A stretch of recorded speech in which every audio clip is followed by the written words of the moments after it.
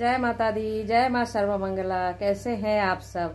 आशा करती हूँ माता रानी की कृपा से आप सभी अच्छे और कुशल मंगल होंगे। अच्छा, माয়ের দর্শন করুন, আমাদের মা সর্বমঙ্গলা।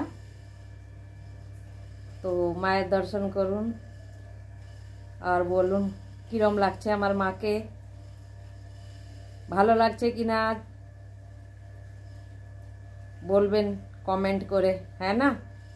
আর আজকে দেখুন, আজকে মায়ের জন্য সন্ধেবেলায় ভোগ বানিয়েছি, তো দেখাচ্ছি।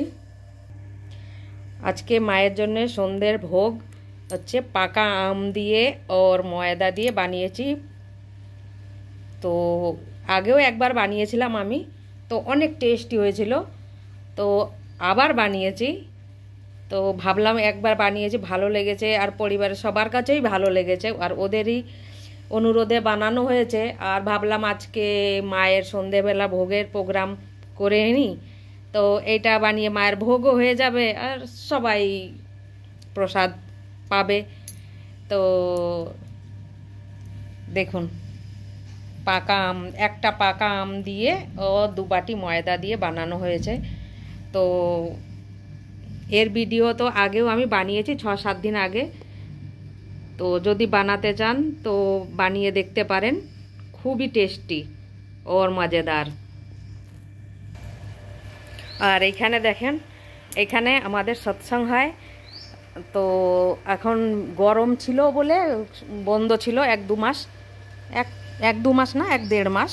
তো এখন বৃষ্টি শুরু হয়ে গেছে আমাদের এখানে, আর বৃষ্টির সাথে সাথে দেখুন গাছে ফুল ভরে গেছে, খুব সুন্দর ফুল ফুটেছে আর ফুল তুলতেও খুব মজা লাগে।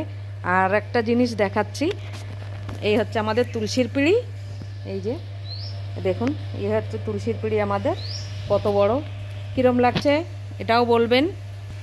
আর রিমঝিম করে বৃষ্টি হচ্ছে, আর তার মধ্যে দেখেন চামেলি জুঁই ফুল ফুটেছে আমাদের গাছে, খুব সুন্দর লাগছে। আর সন্ধেবেলায় জুঁই ফুল ফুটে, সকালবেলা একদমই ফোটে না, পুজো করার সময় এগুলো না মুরঝে যায় একদম। এ দেখুন, আর আমাদের বাগিচায় দেখুন খুব ভালো লাগছে, এই দেখুন। আরও ওইদিকে অনেক ফুটেছে, কিন্তু এটা ছায়ার নিচে দাঁড়িয়ে রয়েছে একটু, তো বৃষ্টি কম পড়ছে, ওদিকে ভিজে যাব সেই জন্যে আর যাচ্ছি না, এখান থেকে দেখিয়ে দিচ্ছি। দেখুন কি সুন্দর ফুল ফুটেছে আমাদের জুঁই গাছে। আর এখানের মৌসুম খুবই ভালো এখন হয়েছে।